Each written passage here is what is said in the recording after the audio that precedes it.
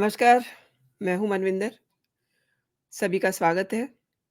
भारत सरकार के अधिकारी पर अमेरिका में खालिस्तानी आतंकी गुरपतवंत सिंह पन्नू को मारने की कोशिश के आरोपों के बीच में पन्नू ने एक और धमकी भरा वीडियो जारी किया है। इसमें पन्नू ने भारत की संसद की नींव को हिला देने की बात की है।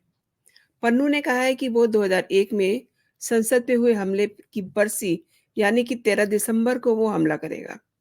ऐसी धमकियाँ वो पहले भी देता रहा है। ये सब उसकी गिदड़-भभकियाँ हैं और पन्नू के वीडियो में एक पोस्टर नज़र आ रहा है, जिसमें उसकी फ़ोटो के बगल में 2001 के हमले के दोषी अफ़ज़ल गुरु की फ़ोटो है।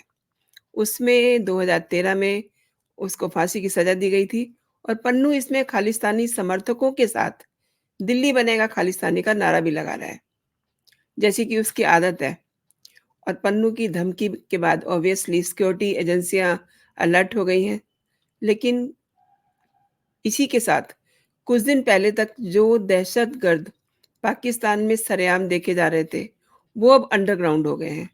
अब वहाँ आलम ये है कि आतंकवादियों को बुलेट प्रूफ गाड़ियां दी जा रही हैं। वजह एक के बाद एक आतंकवादी ठोके जा रहे हैं। अब लश्कर-ए-तौबा का हाई ग्रेड आतंकी हंजला अदनान पाकिस्तान के कराची शहर में मारा गया है। ये वही अदनान है जिसे 2016 में जम्मू कश्मीर के पंपोर में सीआरपीएफ के काफ़िले पे हमला करने का मास्टरमाइंड बताया जाता है। उस हमले में 9 जवान शहीद हो गए थे, जबकि डेढ़ दर्जन से ज़्यादा लोग जो है घायल हुए थे। अदनान की मौत को लेकर के लश्कर-ए-तौबा चीफ हाफिज़ सईद के लिए ये एक बड़ा झटका बताया जा रहा है और पाकिस्तान में मारे जा रहे लगातार आतंकवादियों को लेकर के वहाँ की इंटेलिजेंस एजेंसी आईएसआई भी इस समय सकते में है, परेशान है। अज्ञात हमलावरों के चलते पाकिस्तान में जैसे मोहम्मद डी कंपनी, लश्कर-ए-तौबा, लश्कर-ए-जब्बार और लश्कर-ए-आई-ज़ांगवी सहित कई ऐसे संगठन हैं, जहाँ पर उनके लोगों को सुरक्षित रखा जा रहा है, यानी कि उनको कवर दिया जा रहा है। आईएसआई की रिपोर्ट पर लोकल पुलिस और दूसरे सुरक्षा बल जो हैं, उनके ठिकानों पे उनके पहरेदारी कर रहे हैं। यानी कि भारत के दुश्मनों की पाकिस्तान, कनाडा और अमेरिका में शामत आई हुई है। लेकिन सवाल ये है कि पन्नू को कनाडा और अमेरिका शय क्यों दे रहा है? आज इसी पे बात करते हैं और मेरे आज के बहुत ही खास मेहमान हैं, रक्षा सुरक्षा मामलों के विशेषज्ञ, वॉर सिचुएशन में महत्वपूर्ण भूमिका निभा चुके और टेरिटोरियल आर्मी के पूर्व चीफ, युद्ध सेवा मेडल से अलंकृत major general A K. Shivaj sir. मैं उनको जोड़ लेती हूँ और उन्हीं से फिर समझते हैं कि ये सब क्या चल रहा है। बहुत-बहुत स्वागत सर, नमस्कार। नमस्कार बलविंदर। सर ये क्या चल रहा है? पाकिस्तान में उन लोगों पर आफ़त टूटी हुई है, जिन्होंने कभी भारत में आतंक मचाया हुआ था। अब ये लगातार एक के बाद एक ठोके जा रहे हैं, टपकाए जा रहे हैं। सर क्या कहते हैं आप इस पे? हाँ, बिल्कुल। देखो सच्चाई है मनविंदर, ये 21 आतंकवादी जो थे, वो 1 साल में मारे गए हैं और मिस्टीरियस सर्कमस्टांसेस में मारे गए हैं पाकिस्तान में। और ये आतंकवादी भारत ने डिक्लेयर किए हुए हैं, यूएन ने किए हैं, यूएस ने इनको डिक्लेयर किया हुआ है और ये ज़्यादातर लश्कर जैसे मोहम्मद और 1-2 हिजबुल मुजाहिदीन का भी है। और ये एक प्रकार से काफ़ी अचरज की बात है कि एक के बाद एक मारा जा रहा है और इनको किसने मारा इसका पता नहीं चल रहा है। और पाकिस्तान की जो आईएसआई इस पे चुप है और जी, क्योंकि उसको लगता है कि अगर वो ये बताती है कि ख्वाजा शहीद या शहीद लतीफ जो कि एक बार सुंजवान और पठानकोट के अटैक के अंदर शामिल थे, वो तो बार बार ये कहते हैं कि ये लोग तो हमारे पास है ही नहीं। जब ये मारे जाते हैं तो फिर वो किस मुंह से बोलेंगे कि ये आतंकवादी पाकिस्तान में मारे गए पर इनको किसने मारा ये नहीं पता। तो ये जी। सच्चाई है, आईएसआई की एक बहुत बड़ी कमी है इसके अंदर। तो ऐसा लगता नहीं कि पाकिस्तान इस चीज को उगारेगा। वैसे इनडायरेक्टली चाहे पाकिस्तान को इसका फायदा भी हो, क्योंकि ये आतंकवादी जो हैं इन्होंने अपनी यूटिलिटी खत्म हो गई है, पाकिस्तान के लिए भी एक बोझ है। मगर ये सच्चाई है, पाकिस्तान इनको श्रेय देता रहा है, पाकिस्तान इनको प्रोटेक्शन देता रहा है। अगर आप हाफिज सईद, मसूद अजहर और सैयद सलाउद्दीन की बात करें तो आज वो छुपे हुए हैं बिलों में, उनका पता नहीं है कहाँ, और उनको बहुत बड़ी प्रोटेक्शन दी जा रही है क्योंकि वो उनके लिए पाकिस्तान के लिए एक नेशनल एसेट है। मगर ये जो दूसरे हैं जो आतंकवादी जो एक के बाद एक मारे जाते, चाहे ख्वाजा शहीद हो, शहीद लतीफ हो, लखविंदर सिंह रोडे हो, ये सच्चाई है, ये खालिस्तानी और भी हैं, और ये जो एक प्रकार से इस्लामिक मिलिटेंट्स लश्कर तोबा जैसे मोहम्मद के हैं, और इनको कौन मार रहा है ये कहना अभी बड़ा मुश्किल है। हाँ, ये हो सकता है कि देखो, भारत बार बार बताता रहा है कि ये आतंकवादी जो है, आप इनको श्रेय देते हो, आतंकवादियों को पाकिस्तान भेजता है, पालता है, पोसता है और भारत की तरफ भेजता है, मगर पाकिस्तान इस चीज को डिनाई करता रहा है। तो अब इनको जो मारा जा रहा है, तो पाकिस्तान को समझ नहीं आ रहा है इसके ऊपर रिएक्शन क्या करे। क्या ये बताए कि ये हमारे पास थे, या ये इनके ऊपर चुप्पी साधे? और मुझे लगता है पाकिस्तान ने इनके ऊपर चुप्पी साधी है। और अब इसकी इन्वॉल्वमेंट किसकी है? भारत का जो ऑफिशियल स्टेटमेंट है, भारत का कोई इससे लेना देना नहीं। ये किसने मारे हैं, हो सकता है इनकी आपस में गैंग वार चल रहा है, और कैसे मारे गए हैं भारत को कुछ नहीं पता। मगर ये सच्चाई है, ये वो आतंकवादी हैं जो आतंकवाद में इन्वॉल्व थे भारत के अंदर, और भारत ने इनको आतंकवादी डिक्लेयर कर रखा था। मनविंदर, पाकिस्तान के आतंकी संगठन जैश-ए मोहम्मद का जो फाउंडर है मौलाना मसूद अजहर, जिसका नाम भारत के मोस्ट वांटेड आतंकवादियों की सूची में शामिल है। अच्छा, वो भी अभी शांत नहीं बैठ रहा है। अपने गुर्गों के ज़रिए मसूद अजहर कश्मीर में आतंकी गतिविधियों को बढ़ावा दे रहा है, और एनआईए की चार्जशीट में ये खुलासा हुआ है कि कश्मीर घाटी में मसूद अजहर के गुर्गे, उसकी तस्वीरें, उसके भड़काऊ ऑडियो क्लिपिंग्स वगैरह के ज़रिए जो युवा हैं वहाँ के, उनको गुमराह कर रहे हैं और आतंकवाद के रास्ते पे लेके जाने का प्रयास कर रहे हैं। सर, इस पे आप क्या कहते हैं? क्योंकि मसूद अज़हर के इशारे पे जम्मू कश्मीर की जो शांति व्यवस्था है, वो खराब हो रही है। सर। देखो मनविंदर, मुझे नहीं लगता कि जो मसूद अजहर है उसके अंदर कोई ऐसी ताकत है। वो जैसे मोहम्मद का लीडर है, चाहे हाफिज सईद लश्कर तोबा का है, सैयद सलाउद्दीन है, ये आतंकवादी, इनका इतना कोई भी अब अप्रोच या मैं कहूँगा इम्पैक्ट कश्मीर घाटी में नहीं है। स्पेशली जब आर्टिकल 370 और 35 से एब्रोगेट हुआ 5 अगस्त 2019 के बाद, वहां पर सिचुएशन में बहुत बदलाव आया है। आज आतंकवाद लास्ट फेज में है। कश्मीर घाटी में 40 से 50 आतंकवादी के करीब रह गए हैं, और लश्कर तोबा जैसे मोहम्मद और हिजबुल मुजाहिदीन की कमर टूट गई, इनके लीडरशिप नहीं है, और आज उनके पास हथियार और अम्यूनिशन की कमी है। जो साउथ कश्मीर में रेडिकलाइजेशन होता था उसमें भी बहुत कमी आई है। और अगर आप देखें कि जो पत्थरबाजी की घटनाएं होती थी किसी समय में, वो बिल्कुल बंद हैं। उसकी वजह ये थी कि हवाला से पैसा आता था हुर्रियत ये बच्चों को गुमराह करके इनसे पत्थर फिकवाती थी। एनआईए ने ये इसको चोक कर दिया है, और आज हुर्रियत जेल के ठिकानों में है।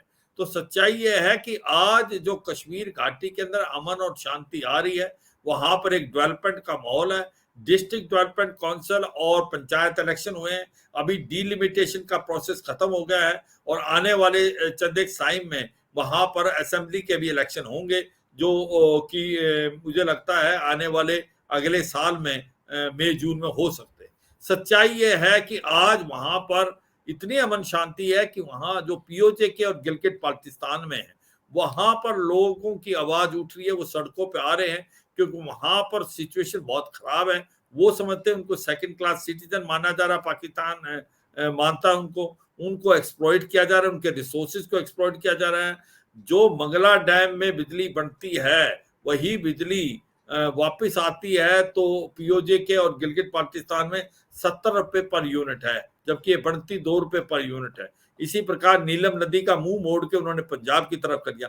कहने का मतलब यह है, आज भारत जम्मू कश्मीर में तो अमन शांति है, मगर पीओजे के और गिलगित बाल्टिस्तान में वहां पर तूफान मचा हुआ है। वहां पर लोग भूखे मर रहे हैं, ना पे ना पेंशन और ना बिजली ना पानी। उनकी तरफ से आवाज आ रही है, वो भारत में मिलना चाहते हैं। तो ये तो उल्टा हो रहा है। तो कहाँ मसूद अजहर के अंदर इतनी ताकत है? वो तो बिल में छुपा हुआ है, डरा हुआ है, डरपोक है। उसके अंदर इतनी हिम्मत नहीं कि वो भारत में कुछ कराए। भारत के अंदर जो काउंटर टेररिज्म ग्रिड है वो बहुत पुख्ता है, और हमारा काउंटर इन्फिल्ट्रेशन ग्रिड जो लाइन ऑफ कंट्रोल पे है वो भी एक प्रकार बहुत रोबस्ट है। तो ये गिद्दड़ भक्ति है, जैसे मोहम्मद या लश्कर तोबा का जो चीफ हाफिज सईद बोले, अब उनको डर लग रहा है कि ये 21 तो आतंकवादी मारे गए, अब उनकी तरफ बात बढ़ती जा रही है, और ये पाकिस्तान की आईएसआई की बहुत बड़ी कमी और बेइज्जती होगी अगर इनको मारा गया। और मुझे लगता है आने वाले समय में इनका कोई कुछ नहीं कह सकता कि आने वाले समय में किसको मारा जाएगा, मगर ये सच्चाई है, इनका कोई होल्ड नहीं है कश्मीर घाटी में। अभी कश्मीर घाटी अमन और शांति की तरफ जा रहा है। मनविंदर, ये पन्नू जो है एक दर्जे का गीदड़ है, आए दिन खुली धमकी दे रहा है। मतलब कभी वो कहता है कि स्टेडियम, अभी पिछले दिनों जब मैचेस हो रहे थे वर्ल्ड कप के, तब उसने धमकी दी थी। अब आज एक और इसमें अपडेट आया है कि वो पार्लियामेंट को उड़ाने की धमकी दे रहा है। उसने एक वीडियो जारी किया है। क्या है ये, मतलब इसके अंदर इतनी जान कहाँ से आ रही है? ये 2 टके का पन्नू किसकी शय पे ये इतनी बड़ी-बड़ी धमकियाँ दे रहा है, इतनी बड़ी-बड़ी बातें करने की कोशिश कर रहा है सर? हाँ देखो, सच्चाई यह है कि ये जो यूरोपियन कंट्री और अमेरिका है, ये जी, फ्रीडम ऑफ स्पीच के नाम पे काफी एंटी इंडिया सेंटिमेंट को पैदा होने देते हैं। और ये जी, सच्चाई है, अगर आप कनाडा को देखें, जी, जहां पर ये गुरपंत सिंह पन्नू सिटीजन है, और ये ड्यूल सिटीजनशिप है इसके बाद अमेरिका की भी। और जी। अब अगर आप कनाडा में जो आतंकवादी हैं, जब जैसे हरदीप सिंह निज्जर को मारने का एलिगेशन भारत की तरफ उंगली उठाई थी हुँ, जस्टिन ट्रूडो ने, वो बिल्कुल नकारा किया दी गई। भारत ने साफ सुथरे शब्दों में बताया, अगर आपके पास कोई प्रूफ है तो आप दें, एलिगेशन जो है वो उससे कुछ नहीं होने वाला। सच्चाई ये है कि अगर हम कनाडा की अभी चंद एक समय के लिए बात करें, तो कनाडा की जो पार्टी है, जो जस्टिन ट्रूडो की कंजर्वेटिव पार्टी है, वो आज माइनॉरिटी में है।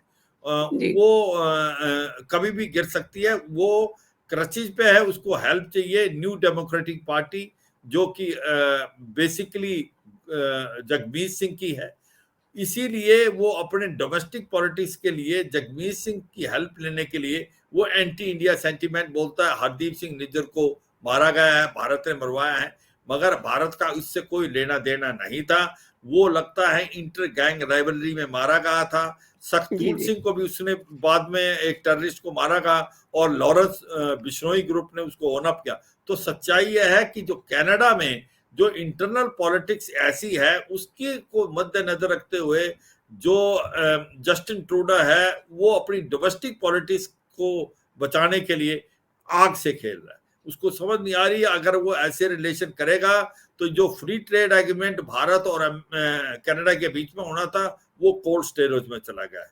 तो ये सच्चाई है कि अगर आप ऐसे एलिगेशन लगाओगे, आप एक डेमोक्रेटिक कंट्री है, भारत एक लार्जेस्ट डेमोक्रेसी है, तो फिर रिलेशनशिप खराब होंगे। अगर आप आतंकवादियों को बढ़ने दे रहे हैं, वहां पर हमारे ओटावा में है, वैंकूरा में है, वहां पर हमारे जो एक प्रकार एम्बेसी है और कॉन्सुलेट है, वहां पर कुछ एक ऐसे एंटी सोशल एलिमेंट को आप पनाह दे रहे हैं। तो अगर आप इस तरीके से करेंगे तो फिर भारत इसको बहुत ही सीरियसली लेगा, क्योंकि वो भारत के नहीं, कनाडा के सिटीजन है। ये आपकी रिस्पॉन्सिबिलिटी है कि उन पे एक्शन लिया जाए। और मुझे लगता है डिप्लोमेटिक और गवर्नमेंट लेवल पे भारत ने बड़े कड़े शब्दों में कनाडा को बताया। इसी जी, प्रकार अगर आप अमेरिका की बात देखें, अमेरिका में भी जब ये बात आती है, तो अमेरिका जो डबल चेहरा है अमेरिका का, जब वो अपने लिए तो कुछ और बोलता है, दूसरों के लिए कुछ और बोलता है। अगर आप देखें कि अमेरिका ने जितने भी आतंकवादियों को मारा है, उसने अपने आप अपने हिसाब से मारा है। अगर आप ओस्मा बिन लादेन भी देखें, तो उसको उन्होंने अबोटाबाद में जाके मारा। उसके बाद आप मेजर जनरल सुलेमानी को देखें, जो ईरान का, जिसको वो बोलते हैं कि इन्वॉल्व था टेररिज्म में, उसको उन्होंने इराक के अंदर मारा। इसी प्रकार से जो उन्होंने अपना काबुल के अंदर मारा लश्कर के चीफ को। तो सच्चाई ये है, अलकायदा के चीफ को। जी। सच्चाई है, अल जवारी को भी इन्होंने ऐसे ही मारा था काबुल में, जो कि अल कायदा का चीफ था। तो तब तो इन्होंने कुछ नहीं बोला। अगर आपको वही चीज है कि पूछा जाए अमेरिका से, आप दूसरे के देश के अंदर जाके कैसे मार रहे हो, तो एक ही अमेरिका का जवाब होता है कि ये इंटरनेशनल टेररिस्ट हैं और ये पूरी वर्ल्ड की पीस के लिए बहुत खराब हैं। चाहे वो ओस्मा बिन लादेन हो, चाहे वो मेजर जनरल सुलेमानी हो, चाहे वो ख्वाजा हो। तो जी, जी, सही कह रहे हैं। अगर ऐसी बात है, तो फिर आप दूसरे यार्डस्टिक दूसरों पे क्यों लगाते हो? क्योंकि वो आप आतंकवादियों को पनाह दे रहे हैं। आप जो जीएस पन्नू जिस प्रकार से वो भारत को एक प्रकार से थ्रेटनिंग कर रहा है, उसने पहले थ्रेटन किया और अब जो थ्रेटन है वो कोई मामूली थ्रेटनिंग नहीं है कि वो 13 दिसंबर को पार्लियामेंट पे धमाका कराएगा। और पहले भी उसने बोला एयर इंडिया से ना जी, जी। ट्रैवल करे सिख कम्युनिटी, क्योंकि कुछ भी हो सकता है। तो इसका मतलब वो आतंकवाद को बढ़ावा कर रहा है और आपकी सॉइल पे है अमेरिका के। आप फ्रीडम ऑफ स्पीच के पीछे नहीं छुप सकते कि आप उसके ऊपर एक्शन ना। मुझे लगता है कि ये भारत की जो गवर्नमेंट है वो स्ट्रांग है। जो प्रेसिडेंट हमारी गवर्नमेंट है प्राइम मिनिस्टर मोदी की, वो कड़े शब्दों में अमेरिका को बोल रही है। और अब जो जिस प्रकार से एक एलिगेशन थी कि इसको भी मारने की, वो जो निखिल गुप्ता है उसके अंदर जी। इन्वॉल्व, जो भारतीय मूल का है, उसने हुँ। किसी को एक प्रकार से पैसा दे के मरवाने की कोशिश की और वो अमेरिकन जो सीआईए का ऑपरेटिव था। भारत को उससे कोई लेना देना नहीं है। भारत ने ये बताया कि हम एक इसकी इन्वेस्टिगेशन कर सकते हैं और investigation on. But overall point ये है, चाहे वो कनाडा हो या अमेरिका हो, आप डबल स्टैंडर्ड क्यों अपना रहे हैं, स्पेशली एग्ज़ैक्टली। अमेरिका। जब आपके अपने आतंकवाद की बात आती है तो आप जी। कहते हो आतंकवाद हम कहीं भी पले पहुंचे हम उसको मार देंगे, चाहे वो अल जी, जवारी हो, चाहे वो ओस्मा बिन लादेन हो, चाहे मेजर जनरल सुलेमानी हो।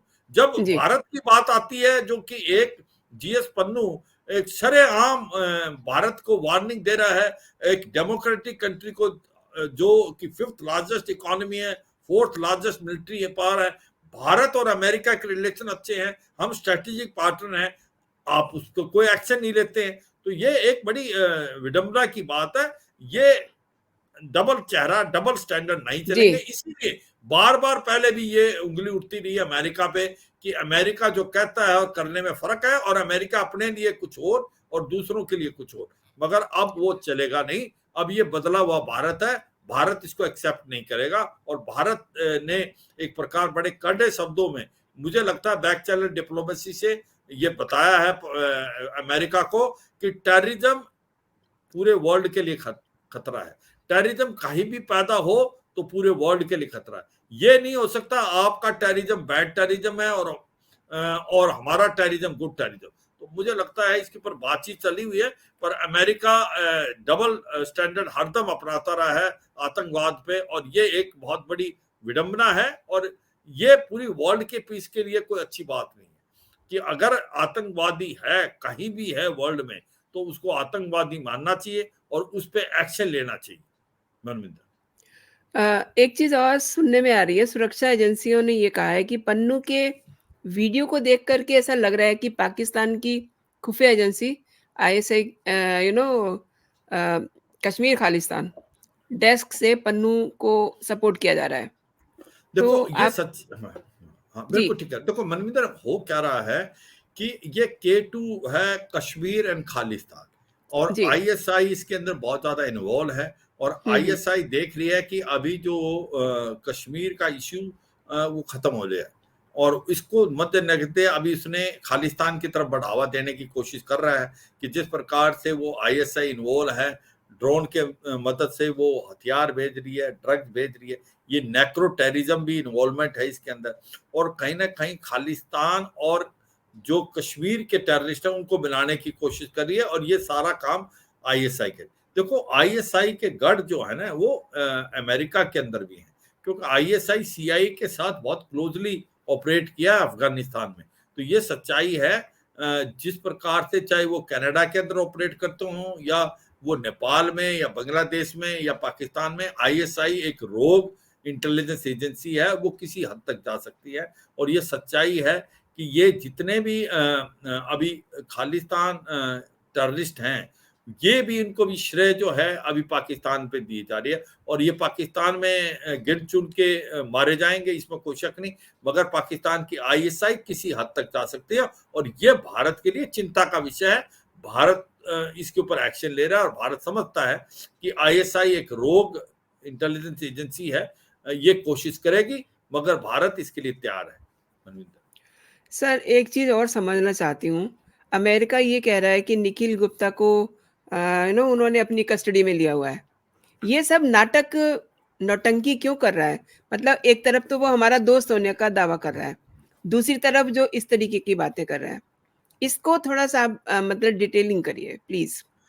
देखो ये सच्चाई है कि अब भारत बदला हुआ भारत है। भारत एक स्ट्रेटेजिक पार्टनर है अमेरिका का, और जी, अमेरिका को समझना चाहिए हमने 4 बेसिक एग्रीमेंट साइन की, और जी, भारत को ये भी मालूम है अमेरिका को कि भारत अ, आतंकवाद का एक विक्टिम है।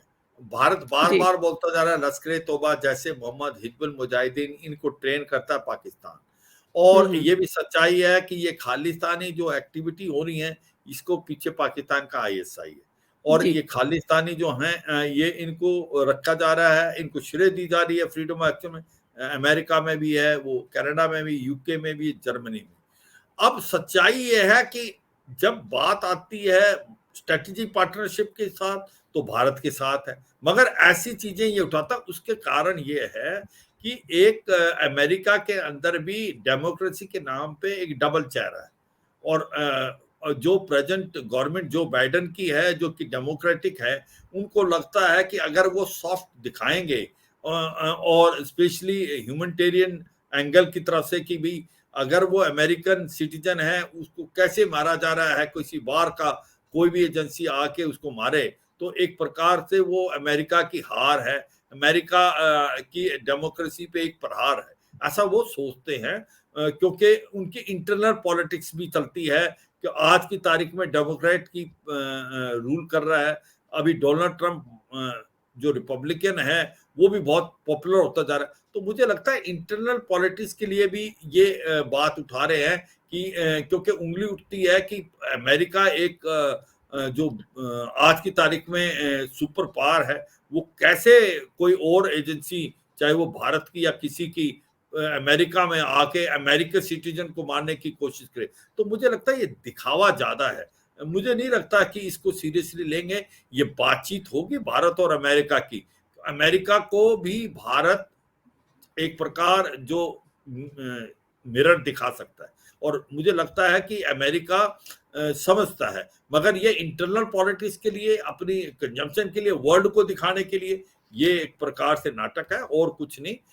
मगर ये सच्चाई है, भारत को जो करना है वो करेगा। भारत एक सॉफ्ट स्टेट नहीं। अभी इनको जी। कौन मार रहा है, भारत ने तो बोला नहीं हमने मार रहे हैं। हो सकता है ये इंटर गैंग राइवलरी हो और कुछ एक उंगलियां उठाने भारत की तरफ। अगर भारत के अंदर इतनी काबिलियत और क्षमता है तो क्यों नहीं है। अगर मोसाद एलिमिनेट कर सकता है या सीआईए कर सकता है, तो भारत अपने दुश्मन को भारत क्यों क्यों नहीं नहीं? कर सकता। और बिल्कुल, मुझे बिल्कुल। लगता है जैसे जैसे भारत बढ़ता जा रहा है, भारत के अंदर ये काबिलियत और क्षमता होती जा रही है। जी, मगर अभी बिल्कुल। तक ऑफिशियल स्टेटमेंट भारत ने कभी नहीं बोला, मगर ये सच्चाई है, ये बदला हुआ भारत है।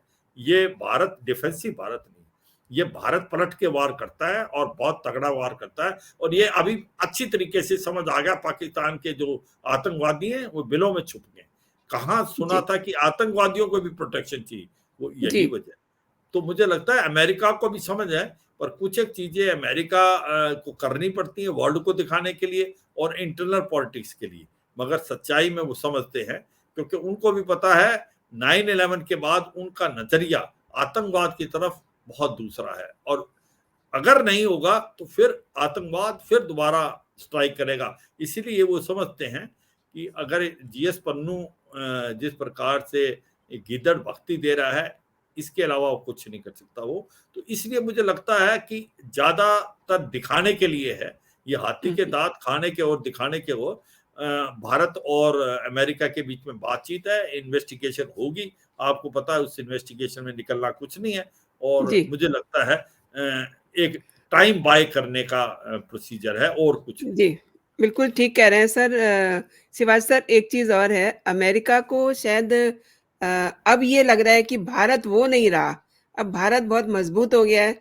भारत के जो प्रधानमंत्री हैं, वो एक सशक्त प्रधानमंत्री हैं और जो ज़रूरतें जो हम उनसे ले रहे हैं, तो वो हम कहीं और से भी ले सकते हैं। और बाइडेन जैसे लोगों को ये क्यों नहीं समझ आ रहा कि भारत बदल रहा है?